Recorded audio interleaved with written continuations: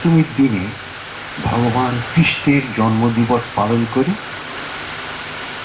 আগামী দিনে এটাই টাইম হবে।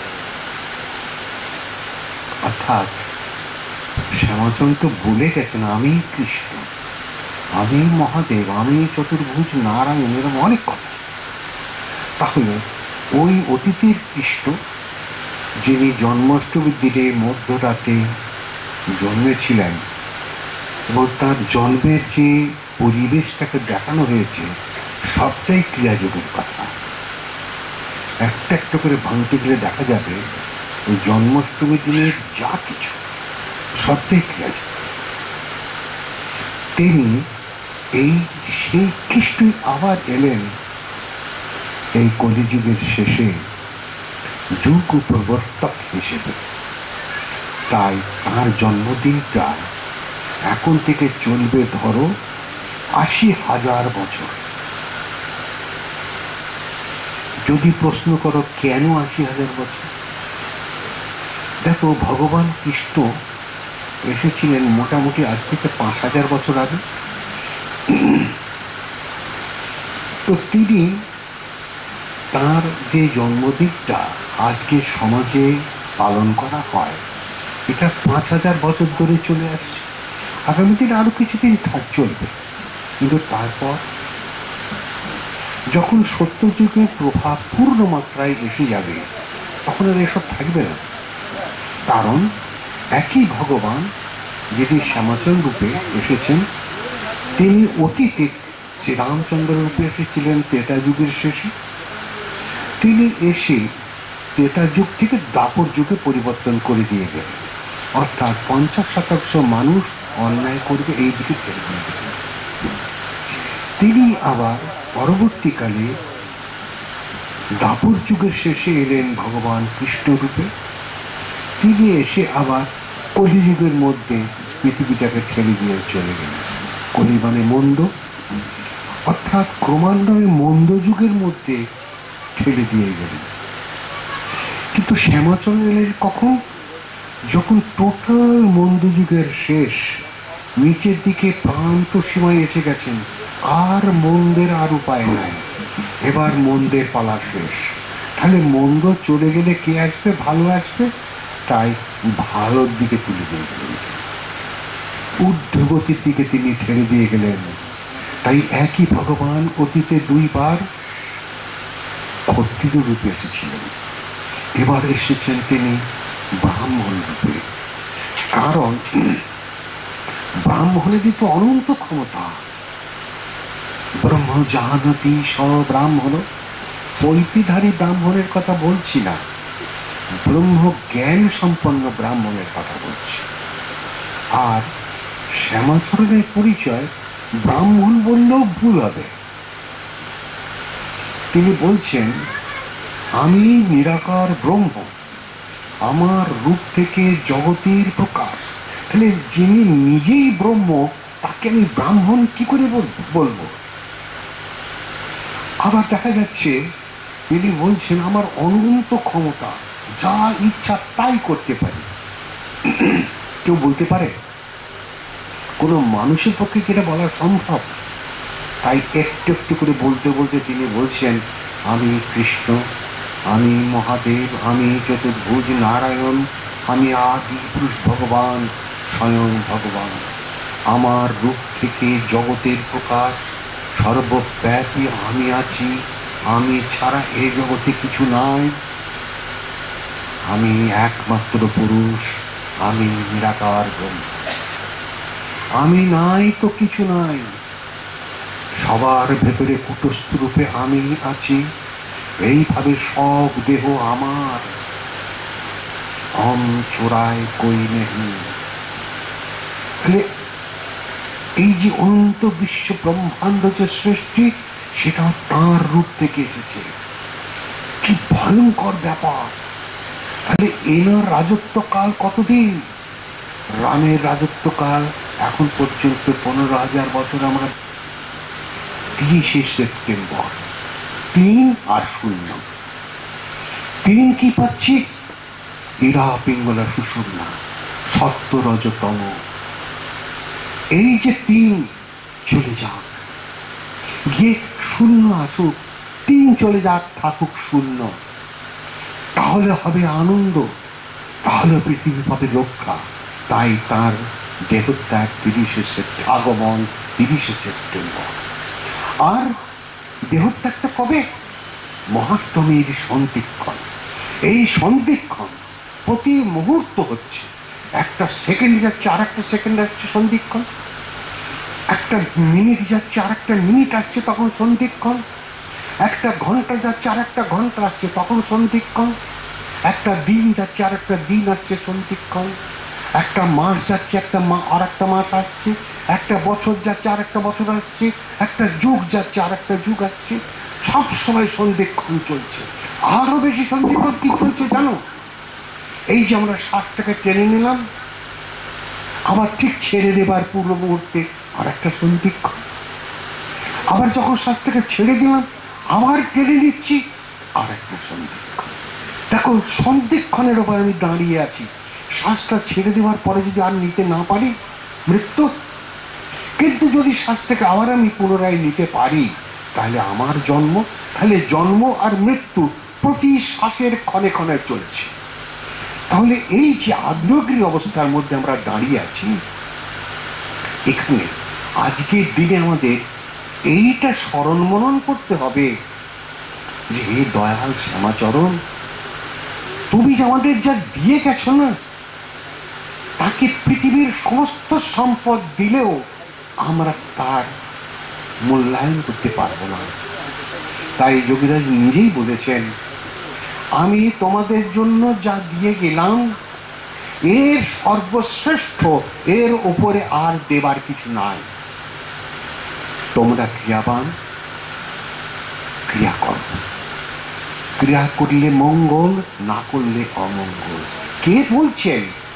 দিন দুনিয়ার মালিক, সমস্ত যুগের যিনি মালিক, এই অনন্ত সৃষ্টি যার রূপ থেকে রচিত, সেই অনন্ত সর্বব্যাপী অনন্ত ক্ষমতা সম্পন্ন শ্যামাচরণ বলছেন। তিনি এসে এই যে কলিযুগ অর্থাৎ মন্দ যুগকে পরিবর্তন করে সত্য অর্থাৎ সুন্দর যুগে পৌঁছে দিয়ে দেহত্যাগ করে চলে গেলেন। তাহলে সেই যে মহাষ্টমীর সন্ধিক্ষণ, এই ভারতবাসীর কাছে অনেক ধরনের সন্ধিক্ষণ আছে যেগুলো বললাম, এগুলোর মধ্যে এই যে মহাষ্টমীর সন্ধিক্ষণ সেটা 48 মিনিট সবচেয়ে বড়। তাই তিনি সেই সময় গিয়ে দেহত্যাগ করে বললেন, ওরে মানুষ, সবচেয়ে বড় সন্ধিক্ষণটাকে আমি বেছে নিয়েছি। সারা ভারতবর্ষ দুর্গা পুজো করে, তারপরে ওটাকে কি বলে, নবরাত্র করে। অর্থাৎ এই পুজোটা কম বেশি সারা ভারতবর্ষেই আছে, কারণ এটা তো চণ্ডী বেশ, চণ্ডীর উপরে নির্ভরশীল। তো যা চণ্ডী তাই তো গীতা। খালি ওটাকে মাতৃরূপ উপাসক, গীতাটা পিতৃরূপ উপাসক পুরুষ রূপে, আর ওটা নারী রূপে, মা রূপে। এই যে দুটোর ব্যালেন্স, এর উপরে দাঁড়িয়ে আছে আমার ভারতবর্ষ। বেদ অর্থাৎ জ্ঞান, বেদান্ত যেখানে জ্ঞানের অন্ত, জ্ঞানও যেখানে পৌঁছতে পারে না। কোন জ্ঞান? মনোগত জ্ঞান, চিন্তাগত জ্ঞান, ধারণাগত জ্ঞান, এক কথায় প্রাণের চঞ্চল অবস্থা থেকে জাত যে জ্ঞান। তাহলে কোন জ্ঞান আমাদের চাই? প্রাণায়াম ও পরায়ণ। প্রাণায়াম করতে করতে আর প্রাণের গতি নাই, গতির ঊর্ধ্বাবস্থা থেমে গেছে। তখন তুমি কোথায় গেছো? স্থির জায়গায় পৌঁছে গেছো। নিশ্চলং ব্রহ্ম উচ্চতে, সেই ব্রহ্ম নিরাকার, তিনিই শ্যামাচরণ, আমি নিরাকার ব্রহ্ম বলে দিয়ে গেছেন। তাহলে আমরা যেটাকে পাওয়ার জন্য এই অনন্ত চেষ্টাটা করে যাচ্ছি, সেইটাকে জানি। অঙ্গুষ্ঠ প্রমাণ পুরুষ বদন্তি, এই যে থামস, যেটাকে আমরা থামস আপ বলি, আমরা থামস মানে কোকা কোলা নয়, বুড়ো হাতের ছাপ, সেইটুকু একজন পুরুষ আছে তোমার আমার সবার ভেতরে। তিনি কৃষ্ণবর্ণ, তিনিই হচ্ছেন শ্যামাচরণ। তাই তাকে কখনো অঙ্গুষ্ঠ প্রমাণ পুরুষ বদন্তি যদি তুমি দেখতে পারো, তখন দেখবে কালো, কিন্তু সেই রূপটাই পরিবর্তন হয়ে গিয়ে ইলেকট্রিক বাল্বের যেটা ভেতরে কয়েল আছে না, 100, 200 বা 500 বাল্বের, সেই রকম কয়েলটা যখন জ্বলে, ওই রকম বস্তুটাকে দিয়ে শ্যামাচরণের মূর্তি তোমার সামনে যখন আসবে, চুপ করে মিঠি মিঠি হাসি, তোমার জীবনের পরিসমাপ্তি। পুনর্জন্ম ন বিদ্যতে, আর সুখ নাই, দুঃখ নাই, হাসি নাই, কান্না নাই, জরা নাই, ব্যাধি নাই, জন্ম নাই, মৃত্যু নাই। সবার গতিতে তুমি চলে গিয়ে অতীতাবস্থায় তোমার স্থিতি। তখন তোমার জ্ঞান নাই, বুদ্ধি নাই, কিছু না। তাহলে কি আছে তোমার মধ্যে? সব কিছু আছে। তাই প্রণিপাতেন পরিপ্রষ্টেন শিবয়া উপদীক্ষান্তি। আমরা গুরুর কাছে গিয়ে বলি, গুরুদেব দীক্ষা চাই। না না, ভুল কথা। ওরম কথা বলতে নেই, এটা বোকার কথা। খালি কি বলতে হয় জানো? ওই প্রণিপাতেন পরিপ্রষ্টেন শিবয়া উপদীক্ষান্তি। এই গুরুদেব, এই দয়াল, তুমি আমাকে এমন কিছু দাও যাতে করে জন্ম জন্ম ধরে এই দেহরূপ বস্তার মধ্যে কত কর্ম সংস্কার ঠেসে ঠেসে ভর্তি করে রেখেছি। ভালো মন্দ, মন্দই তো সব সপ্ত ইন্দ্রিয় জাত কর্মের খেলা। আমি তাকে ভর্তি করে করে ঠেসে ঠেসে রেখেছি। মন চাইছে এই করলাম, ইচ্ছা বলছে এটা করলাম, বলছে রসগোল্লা খেলাম, বলছে নিম পাতা খেলাম। মানে এইভাবে যত কিছু কর্মের সংস্কার। হে প্রভু, এই সংস্কারগুলোকে তুমি বের করে দিয়ে আমার দেহের বস্তাকে তুমি খালি করে দাও। তখন সেই ব্রহ্ম জ্ঞান সম্পন্ন গুরু বলছে উপদীক্ষান্তি। সে তখন এই সাধন করে, এই ক্রিয়া অর্থাৎ এই কর্মযোগ করে সে তখন তার নিজ ঠিকানায় পৌঁছে যাবে। এইবার যোগীরাজের তিরোধানের পর সত্য চুক্তি এসেছে, কিন্তু তাকে পূর্ণ মাত্রায় তার ইনফ্লুয়েন্স অর্থাৎ প্রভাব এখনো এসে পৌঁছয়নি। তাই আমরা যারা ক্রিয়াবান,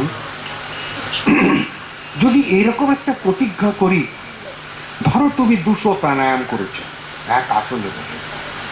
200 প্রাণায়াম করার পর যখন তোমার প্রাণায়াম শেষ হয়ে গেল, তারপরে তোমার যা যা আইটেম গুলো আছে করে নিলে, নিয়ে যখন তোমার সম্পূর্ণ ক্রিয়াটা শেষ হয়ে গেল, এবার আমি বলবো তোমরা প্রত্যেকে একটা করে এই যে প্রাণায়াম মহাধর্ম বিধানাম প্রগোচর, যা বেদেরও অগোচর অর্থাৎ জ্ঞানেরও অগোচর, সেই প্রাণায়াম মহাশক্তিধর।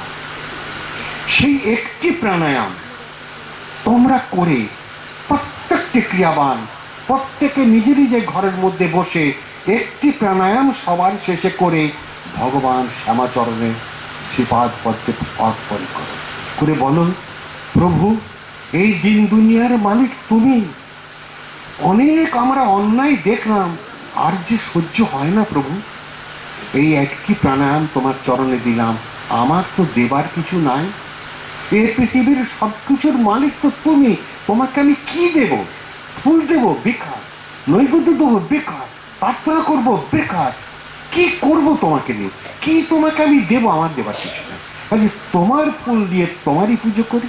তোমার ফুল হচ্ছে তোমার সেই প্রাণায়াম, কোষে টান টানো সিং শব্দ জোর নিকলা। সেই একটি প্রাণায়াম দিয়ে বলবো, প্রভু তুমি পৃথিবীতে এবার সত্য যুগ এনে দাও, মিথ্যার যুগকে সরিয়ে দাও। এই পৃথিবীর মালিক তুমি, এই অনন্ত সৃষ্টির মালিক তুমি, তোমার অনন্ত ক্ষমতা তুমি এবার দেখাও প্রভু, তোমার সেই অনন্ত ক্ষমতা।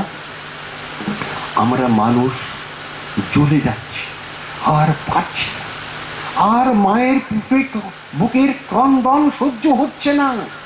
খালি মায়ের বুকের থেকে সন্তানকে ছিনিয়ে নিয়ে গিয়ে মেরে দিচ্ছে, স্বামীর স্ত্রীর কাছ থেকে স্বামীকে নিয়ে গিয়ে মেরে দিচ্ছে। এই কোথায়, কোন পৃথিবীতে আমরা এসেছি? কিন্তু এই পৃথিবীর রচনাকার যে তুমি প্রভু। কাজে কেন তুমি এত হিংসা এনে দিয়েছ, আর যে বুকে সহ্য হয় না? কাজে আমরা তোমার কাছে একটা প্রার্থনা, একটা প্রাণায়াম দিয়ে বলবো, প্রভু এবার তুমি সরিয়ে দাও, অসুর নিধন তুমি করো। এবার তুমি মাতা দুর্গা রূপে এসো, পিতা শিব রূপে এসো, ভগবান শ্যামাচরণ রূপে এসো, যে রূপেই তুমি আসো না কেন, সব রূপই তো তোমার। আজি হে ভগবান, তুমি এবার এইগুলোকে সরিয়ে দাও, আর বুকে সহ্য হয় না। এতে আমরা অট্টালিকায় থাকতে চাই না। আমার ছোট্ট ঘরে গিয়ে আমি থাকবো, মাথায় যেন জলটা না পড়ে। আর আর কি চাই? ওই দেখো রামপ্রসাদ মহান ক্রিয়াযোগী, তিনি বলছেন, চাই না মাগো রাজা হতে, পাই যেন দুবেলা খেতে, দ্বারে যদি অতিথি আসে মা, না হয় যেন মুখ লুকাতে।